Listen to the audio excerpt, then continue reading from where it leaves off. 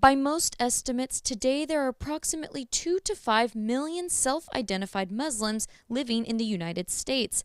African American, Arab, Latino, or Caucasian, some are recently arrived immigrants. Others have been here for generations. In a post-9/11 United States, the subjects of terrorism and Islam have long been sensitive issues, especially as the United States leads a campaign against a terrorist group often referred to as the Islamic State. Many Muslim Americans are repeatedly faced with the option to either ignore or distance themselves from violent, faraway attacks often conflated with their religion. A lot of young guys who come and talk to me, they say that, look, it's fine that nobody says anything to me because people in America don't care about this stuff, but when I watch TV, when I watch Fox News, when I watch CNN, all I hear is Islam is a very radical religion. Questions persist about whether there is something inherent in Islam that lends itself to extremism. There is absolutely no link between ISIS and Islam, but because their actions are so despicable, they come out looking like a big part of Islam. And part of the problem, I think, is that the moderate Muslim world isn't speaking loud enough. And another part of the problem is that when moderate Muslim world does speak, they don't get the same coverage as the extremists do.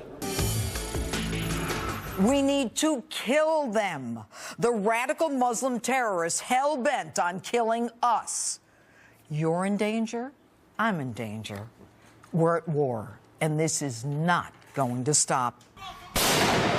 Attention towards violence by terrorist groups claiming allegiance to Islam peaked in January when gunmen attacked the offices of a French satirical weekly in Paris and later a nearby grocery store, killing 17 people.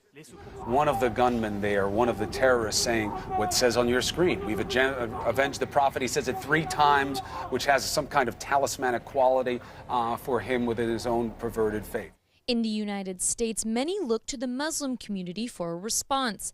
In Washington, D.C., Muslim youth publicly condemned the attacks, presented the French ambassador to the United States with a bouquet of flowers, and pledged peace and their respect for the United States.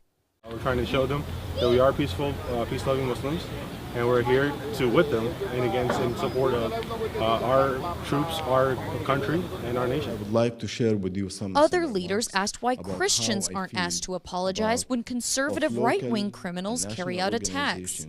There is nothing in our faith that encourages Muslims to be violent or more violent than Christians or Jews.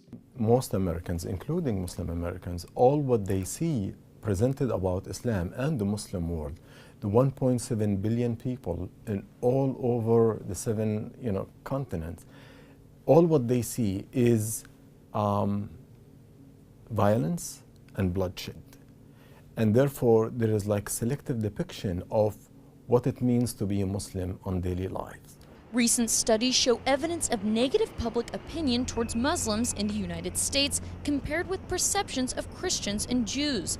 Meanwhile, data shows that only 37 Americans have been killed in Muslim-related terrorist attacks in the United States since 9/11.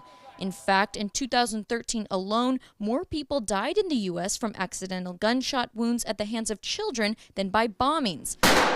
But analysts say those statistics often don't make headlines. We feel that even mainstream, traditional, balanced media feels comfortable now to normalize Islamophobia. And they just bring so-called experts who know nothing about Islam, nothing about the region, nothing about what's going on in terms of foreign policy. And they do this just to fill airtime, to push certain political agenda. Many in the Muslim American community see the real relationships between Muslims and non-Muslims in the United States as a success story. However, they say it's the U.S. media's portrayal of Islam that could end up driving away a generation of Muslim youth that feels unwelcome in the United States.